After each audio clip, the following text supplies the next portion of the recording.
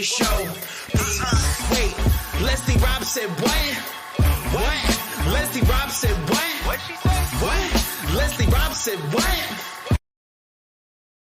Hello, guys, and welcome to another episode of Leslie Said What?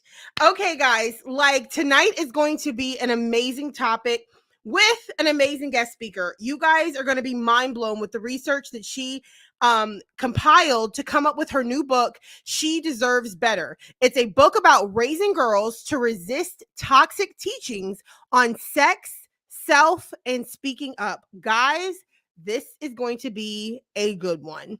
So, if you guys are new to Leslie Said What, just know that you can join the conversation by simply commenting below, and we will recognize you. We'll answer your questions. We want you guys to join the conversation. It makes it that much more fun if you guys just join in. So, guys, tonight's guest her name is Sheila. She's going to introduce herself shortly because I am always horrible. And she probably remembers this from last time. I am terrible about saying her name, her last name. I can never get it right. So I'm going to let her say it when she gets here. But again, guys, we're glad you're here. We hope you'll join the conversation. Again, this topic is going to be dynamite. Okay, so without further ado, guys, I'm going to bring in Miss Sheila Gregoire, there you go. Gregoire. I always get it wrong, Sheila. That's okay. Everybody does. Yeah. Well, Sheila, welcome. Thank you. It's good to be back. Oh, I'm so excited to have you back. Like, as you know, I am a huge fan. I cannot tell you that enough. Like, I am just so grateful for all of your books and all of your hard work and research. It has just made such a difference for so many women in the Christian faith. And I'm so grateful. And just women in general, like just being, educated more on sex and what that means to marriage. And it's just been mind blowing. Awesome. Oh, thank you. So Sheila, tell us, who is Sheila Gregoire? Well, first of all, I knit all the time. That's what I do for like de-stressing. I have on hand knit socks, a hand knit sweater, but that's not really what I'm known for. So like, I was a mommy blogger back when mommy blogs were a thing. So I started in 2008 and I was talking about like housework and organizing and all the things that mommy bloggers talk about. And the more I talked about sex, the more my traffic grew. And so I kind of became this Christian sex lady, which is weird. Like nobody grows up thinking, hey, I want to be the Christian sex lady. But I did that for about 10 years. And then I did something drastic. I read another Christian book about sex and marriage because I'd never done that before because I was always afraid of plagiarizing. And I read like such horrible stuff. And I thought, oh crap, is this what's being taught? So everything in my ministry pivoted. So instead of just writing advice, we started doing these huge, ultra huge research projects to find out if our teaching is actually hurting people. So when I was on last time, I was talking about the Great Sex Rescue and our survey of 20,000 women. And now we have a brand new survey of another 7,000 women to find out how their experiences in church as teens have impacted them long term, and how we can stop telling kids toxic stuff and start telling them healthy stuff. And I love this topic, Sheila. And I told you this off air. Like, guys, I'm super excited about this topic because I teach high school. And believe it or not, with me teaching what used to be called home ec, which we don't say anymore. Right. Now I teach high school family and consumer sciences, which is the new version of home ec.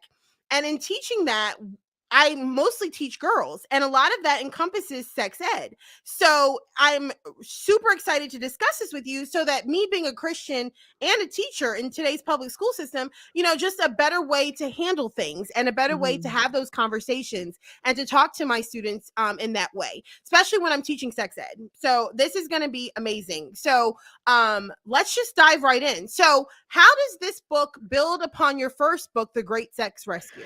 Well, okay. Anyone who's watching, like after you're finished, don't do this right now because this is live, but after you're listening, go to Amazon, look up The Great Sex Rescue and just read the reviews. There's like 2,000 of them there. And what you'll see is overwhelmingly women are saying, I feel so validated. I feel so seen, which is great. That's wonderful. But then we had these women coming to us saying, this is great. Like, I feel healed, but I have absolutely no idea what to say to my kids now because I grew up hearing like super toxic stuff and I don't want to pass that on. But I also don't want to say, hey, you're 14, go out and spread your wings, do whatever you want. So what do I do? And that's what we were trying to answer. So we surveyed women about what they heard as teenagers, what messages they heard, what experiences they had in church. And then we were looking at, hey, what happens to your self-esteem long term? If you get married, what happens to your marriage? Are you likely to marry an abuser? Because that's not good. So let's look at what happens long term. Gotcha. Okay, so and the thing is like taking that and then now having this book, She Deserves Better, it just seems like it all kind of scaffolds and builds on each other. Well, So yeah, so like hopefully people will teach their kids what She Deserves Better, and then your kids will not need the Great Sex Rescue. yeah, there we go. Let's work me out of business. That would be wonderful. I love it. That's a great way to put it. Yeah. Well, so tell me this. Why did you feel this book was necessary, especially in today's culture? You know, we often think all of the problems are with high school, right? It's with the culture out there. Now, Leslie, you're a teacher in high school. I assume you are not a mass murderer or a terrible person, right? Like, Correct. like, and that's the thing. There's a when we think it's the problem is all with schools, we sometimes miss that the problems can be in our church too. And sometimes the stuff that hurts our kids is actually coming from the people that are closest to us because we can believe stuff about God that is kind of off. And that's what we found in our surveys. We're not saying that outside the church is perfect. I'm not saying that at all. It's just like so many books have been written on how to protect your kids from the world. And the question that we're asking is, are they necessarily going to end up great even if they only hear what's in the church? Because we did some really wacky stuff in the last 25 years in the church with purity culture, some really wacky stuff, and it didn't always turn out the best. Yeah. And and that's what worries me is because I listen to my students and I listen to them and how, they're just their mindsets of like, well, I'm just getting it over with. Like, I'm just like, I just want to get it over with. I'm done. Or the kids who are like, well, people think I'm already doing it anyway, so I'm just going to do it. Like this weird toxic mindset that they've created about it simply because of the fact that it's either not talked about or it's still a taboo, very taboo to talk about sex in the church. And so like for our teens and especially our teen girls, they just don't know what to do with it. Like what to look, what to think, what to say, what to do, because, between, their friends on Snapchat and their friends in school, they just, like for them, it's just a thing to check off a box just to get it over with. Isn't that sad? Yeah. That's heartbreaking. Yeah. Yeah. In today's culture, I mean, it's just literally what it is. And it's like, I love this next question where it says, let's talk dating. So we're going to talk about dating for a second, guys. So the no kissing before marriage dating rules of the 1990s and 2000s have largely gone by the wayside, but is there a better way? So yeah, Sheila, I mean, first of all, that's freaky, isn't it? That there was this, well, when we looked at the different generations of our survey of 7,000 women, I can tell you this, boomer women, they all kissed before the wedding. Like we're talking like 99.5%, and probably those 0.5% like only knew their spouse from writing letters or something. Okay. Like, right. And then Gen X, I'm Gen X, like we all kissed before the wedding too. And then you get to millennials who went to church, and there's this weird blip where among millennials, and we were surveying mostly predominantly evangelical women, there's like 12% or something that waited for the marriage for kissing. Like that never happened. Like even Jane Eyre, even like Jane Austen, like even those old novels, they all kissed as soon as they were engaged. It's like nobody waited for the wedding, but this was a relatively new thing. And I think it came out of good intentions. Like we forget how bad the 80s were. I grew up in the 80s, and the rates of teen pregnancy, the rates of teen sexual activity, the rates of alcohol and drug use were through the roof. Like it was really bad. And so governments and the church all saw this, and they were like, we got to stop teens from doing this, which was good. Like, yeah, you don't want teens doing that, right? But the school's reaction was, let's put in comprehensive sex ed. And the church's reaction is, let's not do any, let's not talk about anything except for abstinence. And then let's stop kids from dating as well. Yeah. So, but did it work? No. Well, actually, it depends how you measure it. Here's what's neat. Okay. So Leslie, if you want kids, if your big concern is that women go to the wedding as virgins, If that's the only thing you care about, it worked. Wow. But if you think to yourself, you know what? There's other things that are important. Like, I don't want her marrying an abuser. I Right. want her to have a good marriage when she does get married. I don't want her to have sexual pain when she gets married. I want her to have high self-esteem. If you care about all those other things, then it sure didn't work at all. Well said. You know? Well said. So it depends how you measure it. So we divided people into 4 groups, all right? People who were allowed to date and date, people who were allowed to date and didn't date, people who weren't allowed to date but dated, and people who weren't allowed to date but didn't date. Okay? So there you go. Those 4 groups. I love it. And you know what? There's no group that did the best on everything. Wow. The group that did the best on most things, but not all, was the group that was allowed to date but chose not to. Huh. Well, here's the thing. Parents can't control that. Very true. So true. And that's the message I think that parents and teachers need to hear is like, we can't control our kids. What we need to do is have a really good relationship and get their self-esteem high. Because people who have high self-esteem as teenagers, they do really well. You know, and so let's keep their self-esteem high by having a great open relationship with them, by giving them tons of information, because there is no downside to information. We gave women a set of 10 words to do with sex ed and asked how many of these could you define when you graduated high school. The more words they knew, the higher their self-esteem, the lower their likelihood of marrying an abuser, the lower their likelihood of having multiple sex partners. Like, there was no downside. Wow. To information. See, and that's the thing that gets me. It's like, I tell this to my parents all the time, not my personal parents, my students' parents. Is like, if you want to make sure that your child is never going to have sex, they're never going to do anything, this, any other, you can let it go. Just forget it.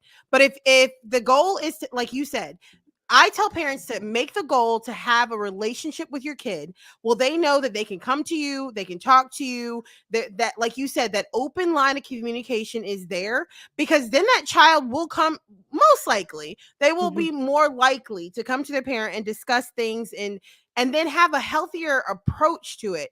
Especially, and the number one thing, like you said too, is self-esteem. I tell people all the time is build your child's self-confidence. If you can build your child's self-confidence, nothing is going to literally impact them better in a more positive way than having positive self-confidence. Because the most confident children walking in the hallways are the students who don't usually give a crap what anybody else thinks. Like, they're like, man, whatever. But the girls who are so bent on trying to fit in, those are the girls I find that often tend to be heavily sexually active. It's just like, well, you know, Miss Rob, well, I just want to make sure that, like, you know, everybody else is, you know, and that whole everybody else is doing it mindset has been around forever. But it's even more so of a toxic thing nowadays, because of the fact that nowadays they're just getting away with it a lot easier because of all the things that are going on behind the scenes with the abortions and all the other things that are going on. So, like, my girls have gotten this toxic mindset about, well, I already did it and now it's over. I've lost my virginity, so now I might as well just do whatever. You know, and that is a huge finding that we had too. And this was really important. I want parents to know this as well. When we stress virginity, we do our kids a huge disservice. For several reasons. One of them is just what you said. Once, if they, let's say they're making out with a boy, they go further than they wanted to, you know, they're not a virgin anymore. Now it's like, well, I guess I have no reason to say no. Because their reason to say no before was to stay a virgin. So then once their virginity is gone, they have no reason to say no. We need to teach our kids the goal is not virginity. The goal is chastity, which sounds like a weird old word, but chastity just simply means putting sex in its proper place. That's all it means. It means treating yourself with dignity and respect, treating the people that you're with dignity and respect. You know, and then if a girl, you know what, maybe she goes further than she wants to. Maybe she is no longer a virgin, whatever. Okay. But on the next date, she can say, you know what? I didn't like that. I don't think I want to do that again. And she can say, no, because I don't want to do that now. Because it's not about her virginity. It's about making wise choices. And when girls understand that, they're way less likely to have multiple sexual partners. Yes. Wow. Now, is that something that also was found in the research? Yeah, we found that. But here's another issue with saying that the point is virginity. It can be taken from you. Yeah. Yeah. It can be taken from you. And if we tell girls that their worth is in something that somebody else can steal, Yeah. I then never thought about it like that. what are we teaching them? Yeah, wow. Wow, that's deep. Yeah, and see, and that's the thing. It was like the focus was on the, like even when it came down to the purity rings and the pressure to make sure. Mhm, And then you find the students who will say, "Well, I'm doing everything but penetration, so mhm, technically I'm still a virgin." mhm. So, it's like, where does the line get drawn? So I love how you're saying, like, if the focus is solely virginity, then that's what all the so good. Yeah. So good. Um okay, so what dating rules work best for the long term, you think? Let's think about different things at different ages, okay? Because like I said, the best thing is allowed to date, but choosing not to date when in high school. Mhm. But I wouldn't say that you should necessarily let your 13, 14-year-old date. Like, you can have different approaches to dating based on whether they're 13, they're 16, they're 18, they're 25. And I think what happened, especially in the church over the is that we treat 13-year-olds the same as 25-year-olds. Yeah. Right? Like, Yeah. don't date until you wanna get married. We need to court. Like, it got super conservative and everything, right? It's okay to say, "Hey, you know what? You're 13. I know you have a crush on him, but trust me, you should see the pictures of the boys that I had crushes on when I was 13, and, like, I am so glad that did not pan out. Let me show you what they're doing now. He's in jail," Yeah, like exactly. like, you are 13. And so it is fine to have crushes, but you're not gonna date until you're a little bit older. And then when they're older, it's like, okay, you know what? The purpose is just to find out what you're like, to find out if you can express yourself in a relationship. Can you speak up when you don't like something? Like, let's practice, Yeah. Let's practice speaking up. Let's practice saying no. Let's practice what to do if you feel uncomfortable. And let's realize, okay, you know what? I'm gonna learn how to identify red flags. And if I see one, then I'm gone. Yeah. And let's teach our girls that, and then when they're a little older, it's like, "Okay, well, keep your eyes open for a Mhm. relationship." And we can also tell our girls, "Don't waste your time on someone that you're not having fun with, that you don't really like." Yeah. Because 16, 17-year-old girls, maybe they're super busy they're in the school play, they're doing part-time jobs, they're volunteering somewhere. They may not have time for a boyfriend. Yay, that's awesome. Let's Right. encourage that. Exactly.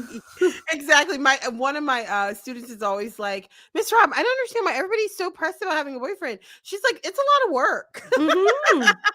She's like, Mhm. "I have a job. I can't be having it just cracks me up. Yep. So let's talk about modesty rules and how it enables.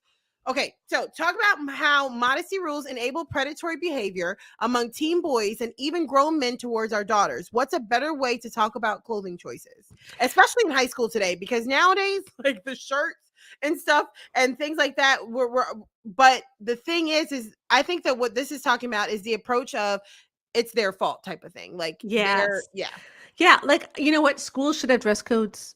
And because we should be telling our kids, "Hey, let's wear what's appropriate for the occasion. You're going to school to learn, so let's dress to learn." That yeah. is your point, right? Mhm. And I've seen some awesome, dress codes where it's gender neutral, right? Like this part of everyone's body has to be covered, and there's like a gender neutral stick figure, and it's Yeah, it's like, yeah, you know what? yeah, That's cool because guys should be doing this too, you know? yeah.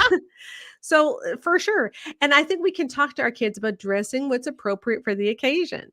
So, if you are going to go water skiing, all right, you don't want to be wearing a flimsy bikini because that thing can fly off. Right, exactly. you know, let's dress what's appropriate for the occasion. And you're going to school to learn.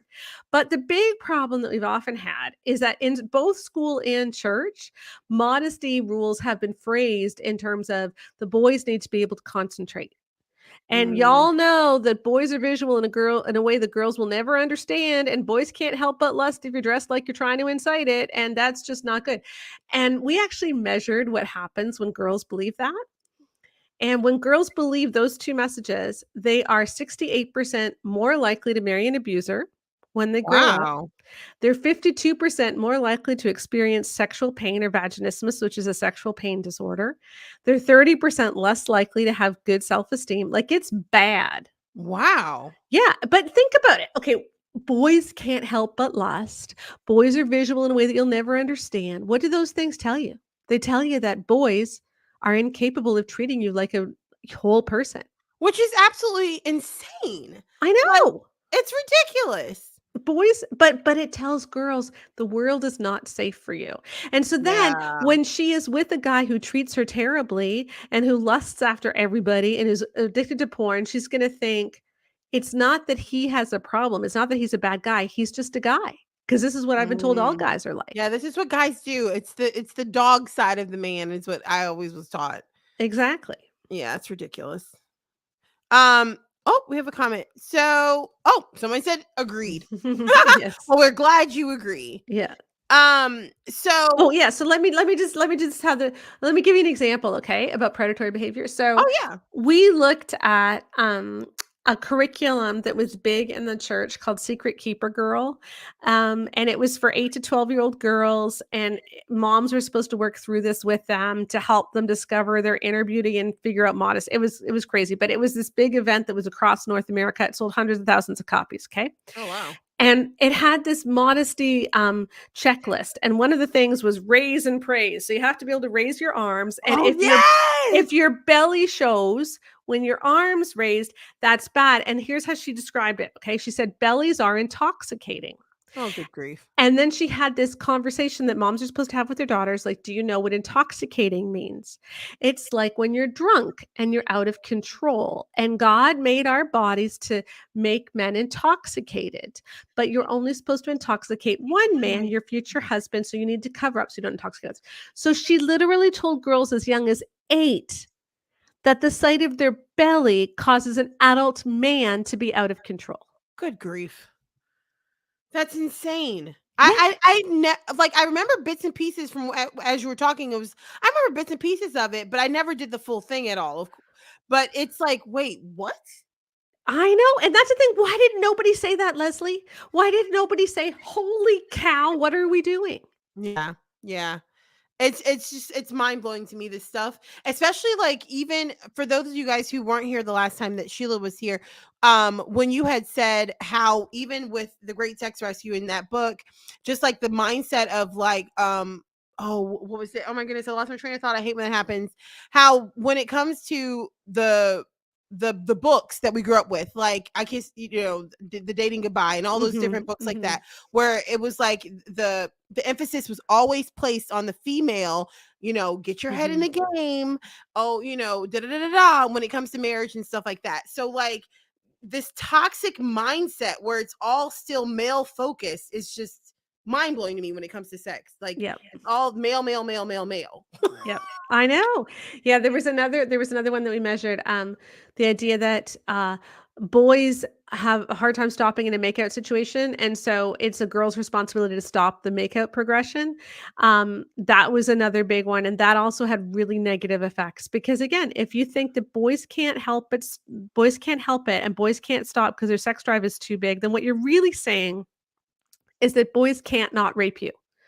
Like if a boy can't stop, what that means is a boy can't help but rape you. That's insane. But that's what we always say, right? Yeah, it's just crazy, that mindset of the way that people they feel like, like if you're a boy, there's nothing you can do, sweetie. It's your nature. Yep. It's absolutely And there's ridiculous. actually very like girls have sex drives, okay? They have sex drives.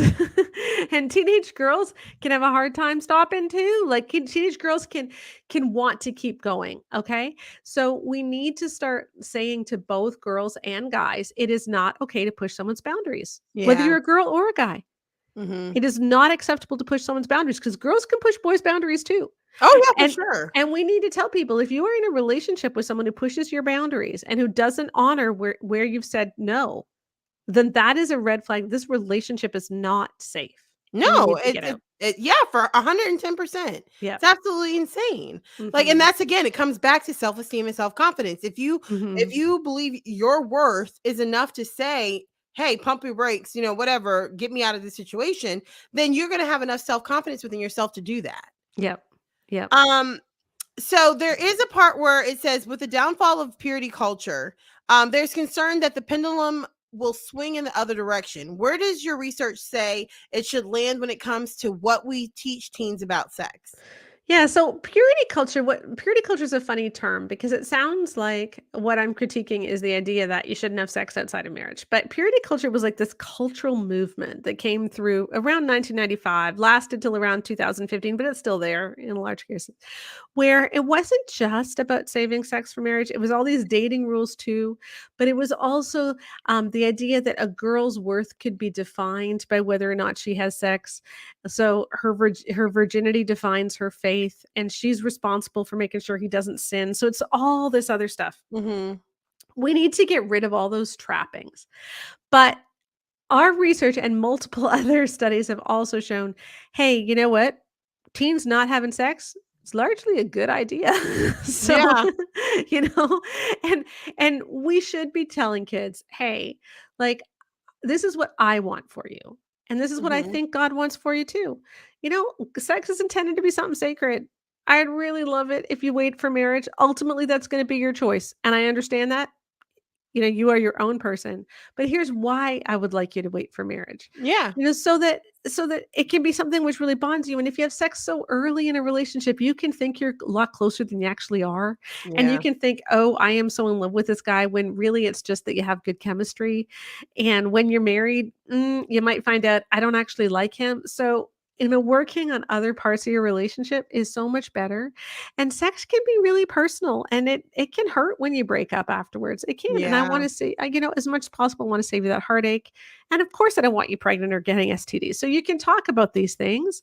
Um, but but ultimately we need to remember it's our kids' choices. Yeah. We can't control them. No. But the more information we give Mm-hmm. and the more open we are, the more likely it is that they're going to make wise, safe choices. Absolutely. I completely agree. And mostly because I see it amongst my students. The ones Mhm. who have those healthy relationships with their parents, where they can have an open line of communication, where the mom is like, look, no judgment. I've been there. I get it. Here's why I don't want Mhm. you to do this. Not just don't do this. Because Mhm. that was heavily like, just don't do it. Don't dishonor God. Don't Yeah. but that education piece that you just shared about like explaining why, like, this is why I don't want you to do it. This is why, it makes definitely um yes, yes, yes. Mhm.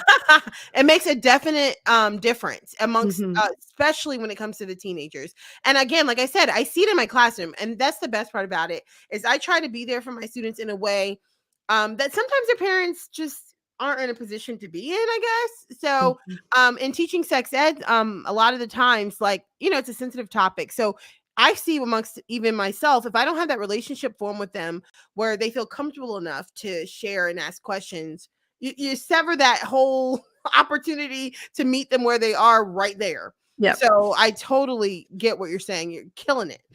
Here, you wanna know another stat about that, which I think you'll relate to. You'll like this one.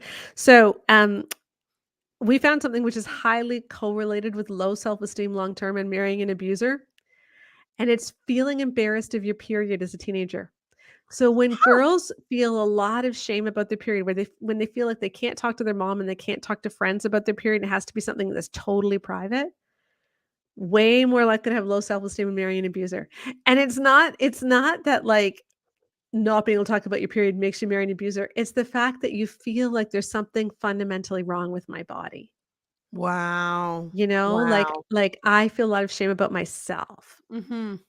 And so the more that we can just make this normal, like, every girl does this. We're all going Mm-hmm. through it. We all Yeah. have cramps. We all leak sometimes. Yeah. We all leave home without a tampon when we need one. Yeah. Um, the more we can just make that normal to talk about, then I think the better our kids will have it. Yeah, and that's the thing, like, because I have a positive relationship with my students, when one of my girls, does need a tampon or need a pad, she'll come to me and she'll be, Miss Rob just wanted to, and I'm like, sweetie, it's totally okay. Like, it's Yeah. not because a lot of times it's like they come to you and they're like, and they're whispering, and I think it's so shameful. Yeah. You know, it's so so. Yeah, I get that. That makes Yeah. complete sense. Why have Christian resources, you think, not talked about consent well? Like, how can we talk to our daughters about this better? Or me as a teacher, you know, when I'm teaching about sex ed, how can I talk about this better? I think there's 2 reasons. I think number 1 is that our main message was don't do it. And so if no one was supposed to be doing it, then there was no need for a consent conversation. So we figured don't do it covers everything, right? Then the Right. other reason is like we were talking about before, we have this conception of boys that they just can't stop. And so because of that, if a girl it wasn't about consent, it was about her stopping him Mm, because she should have known better. So she shouldn't even start. Like, absolutely. if you wanted to stop, you shouldn't even start because you should know that he can't stop. But that means that consent is erased. Yeah. And so, you know, we opened our consent chapter, and she deserves better with the story of Vera, who was sexually assaulted by a boyfriend in a date rape situation. Mm. And then she went and told her youth pastor. She knew there was something wrong. She knew that this wasn't good, but she couldn't put words to it. And the first thing out of his mouth was, "Well, what did he expect dating a non-Christian?" Oh my gosh. Oh my gosh. Yeah. And then they proceeded to give her a lecture on soul ties and how she's now tied to him. Oh, good grief. Yeah. Oh, that Oh, I know. message. I know. But they didn't talk to her about whether or not she'd actually wanted it, Yeah. Yeah. right? And when we tell girls that boys have no ability or feel very little responsibility to stop, and they're just going to go, they're going to push your sexual boundaries, then what do we expect them like they're going to think that it was their fault if they're date Yeah. raped. It's true. It's so true. And so we're Again, like, I just want all of us to say to both boys and girls, you know what? Totally normal to have sexual feelings. You're gonna want to have sex. You got hormones going through you. Totally get that. Your bodies were designed for this, but they weren't designed for it at this age. Not in our culture. You're just not mature enough yet, even though you think yeah. you are. Trust me, you know, you need more wisdom, and it needs to be with someone you're committed to. So there's nothing wrong with the feelings, but you need to know that you're probably gonna want to have sex. And so let's figure out what your boundaries are. Let's make plans to stick to those boundaries. But even more important than that, you need to stick to the boundaries of the person you're with. Exactly. And if the person that you're with doesn't honor your boundaries, that is a red flag. That 100%. relationship is not safe. Mhm. And in She Deserves Better, we have like a lot of exercises like, is this consent? Or is this non-consensual, or is this consensual? And so let's figure it out. And we have lots of exercise on helping them identify consent, and even helping them practice saying no.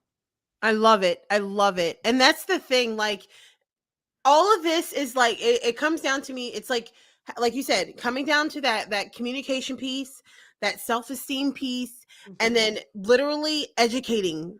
That's what this book seems like it is educating girls on what to say, what not to say, you know, and helping moms in the process as well to understand it. It's just Because I think amazing. a lot of moms just have some healing to do, because a Yeah, lot of us, like, you know what? A lot of us were date raped, and we haven't fully processed that. I know, it's mind-blowing. And a lot of us were blamed for things that guys did or the way guys treated us, and we haven't fully processed that. A lot of us were told, you know, "You take up too much space.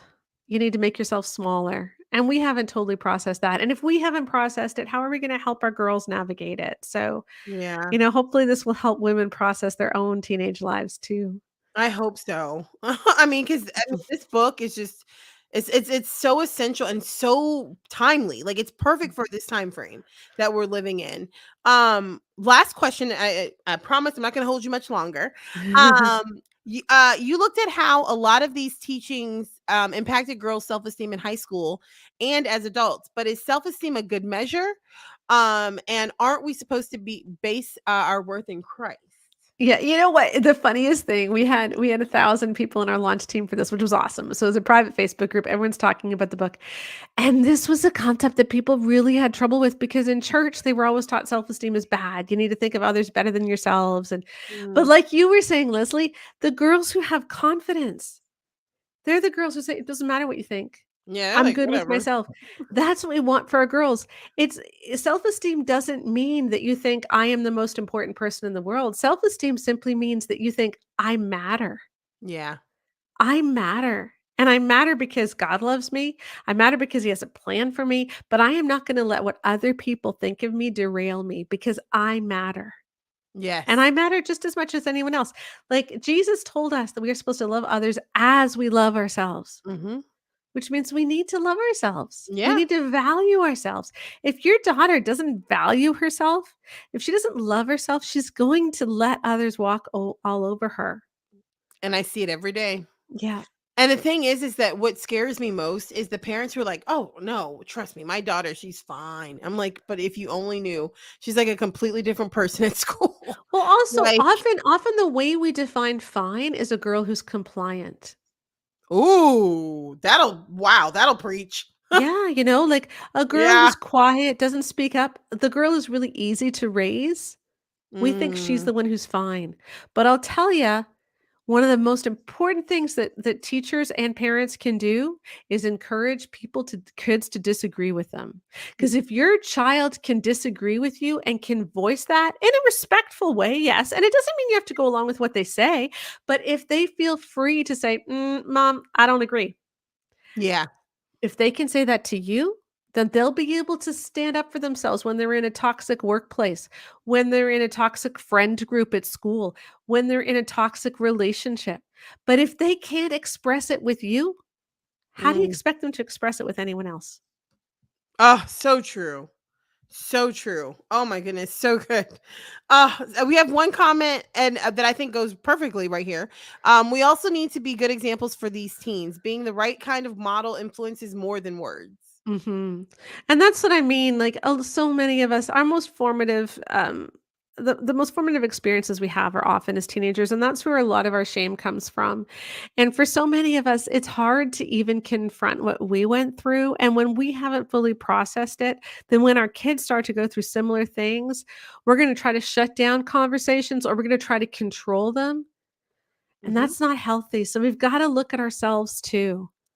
Yeah. We've gotta do some of this hard work, and sometimes it means grieving what you should have had as a teen or grieving Yeah. some of the things that you were taught that just weren't right, that maybe held you back, but there's a lot of freedom in that. There's a lot of healing, It's so true. and I just hope the book is full of charts, it's full of, like, really fun stats as well as awesome stories, and I hope that women will see themselves in it, and will just feel seen and heard because we do matter. We all matter. Your daughter matters. She deserves to be big. She deserves permission to speak up. She deserves, to create a life for herself, but you deserve that too. And a Oh, lot of I us love didn't that. have that as teens. And so I hope this can be a healing experience for all of us. Yeah, because something like even just the conversation that we're having, like if I was felt free to have this communication with, my mom or, even just a trusted adult at church, you know what I mean? Like, but it was harped on us like that that purity mindset. Nope, you're not doing it. Okay, but why? Like, can you tell me why? And then I promise you, I thought everybody in my church was a virgin and never ever had sex. Because that's how they made it seem. It's like, okay, so that's the forbidden topic. Got it. Yep. You Yep. know? Mhm. So guys, definitely check out Sheila's book. Guys, and there's so many books that she has written that is amazing. You guys have to check them all out. So if you search for her name on Amazon, you'll see all of her books. But the book we've been talking about tonight particularly is She Deserves Better, and it's her new Mhm. book. It just came out, guys. You definitely want to get it. Here is what it looks like. So when you're peeping through Amazon, and if you're like me, sometimes I forget the title, but I can remember what it looks like. So there you go, guys. She Deserves Better. So make sure you guys check it out. Sheila, thank you for coming again. Is there anything Thanks, else you want Leslie. to say before we wrap up? Oh, no, it's just great to be here, and, yeah, I'm excited to get this message out, so Yes, well, we appreciate you and we appreciate all mhm, that you do. Trust me, it is mhm. making such a difference. I had somebody reach out to me and they were like, "Oh my goodness, you're having her on? Like, I won't be able to catch it live, but I'm going to catch it after." So, Awesome. yes, you are making a difference and truly thank you for following what God is leading you to do. Thank you. Have a good night. Take care. All right, guys, that was Sheila Gregoire. I told you guys she's amazing. It was so nice to have her on here, guys. But even more importantly, I'm telling you guys, this topic is one that is vital, not only for the young teens and the young girls, but also for moms, parents, teachers to be educated on. And then if you also want to check it out, check out her other books, The Great Sex Rescue, the Good Girls Guide to Good Sex book. There's one for guys as well. She has a myriad of things. So check out Sheila Gregoire on Amazon, and all of her books should pop up. We have one last comment. Oh, you are totally welcome. The comment says, thank y'all. God bless you both. And God bless you as well. So guys, and hello, vlogs with Ezekiel. Hey. Okay, guys. So that is all we have time for tonight. Thank you all for being here as per usual. And as always, guys, if you want to share this with a friend, tell them to catch the replay at www.lesliesaidwhat.com to watch it. But hey, if they're like me, you just want to listen, hop on to Apple Podcasts or Spotify Podcasts and look up Leslie Said What. Or wherever you listen to your podcast, Leslie Said What should be there. All right, guys, thanks again for being here. And Leslie Said What, season 4, episode 3 is out. Leslie Rob Comedy.